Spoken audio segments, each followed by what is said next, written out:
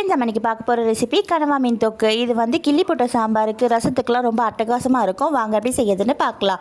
பேனில் 2 spoon oil விட்டு நல்லா சூடானதும் கொஞ்சமாக சீரகம் போட்டு பொரிஞ்ச உடனே 2 வெங்காயம் பொடியாக நறுக்கணும், அதை சேர்த்துட்டு நல்லா வதக்கிக்கலாம்.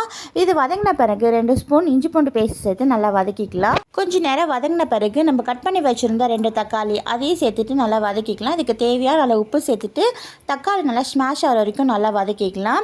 இப்போ இதுக்கு தேவையான மசாலாஸை நம்ம சேர்த்துக்கலாம். 1 spoon red chilli powder, 2 spoon குழம்பு மிளகாத்தூள், 1 ஸ்பூன் கரம் மசாலா, கொஞ்சமாக மஞ்சள்தூள் சேர்த்துட்டு நல்லா மிக்ஸ் பண்ணிக்கலாம். ஆல்ரெடி க்ளீன் பண்ணி வாஷ் பண்ணி வச்சுருந்த கனவா மீனை இதில் சேர்த்துக்க போகிறோம்.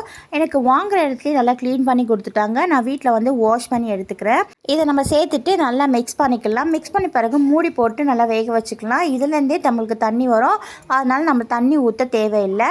நல்லா எண்ணெய் பிரிஞ்சு வர வரைக்கும் நல்லா சிம்லேயே வச்சு குக் பண்ணிக்கலாம்.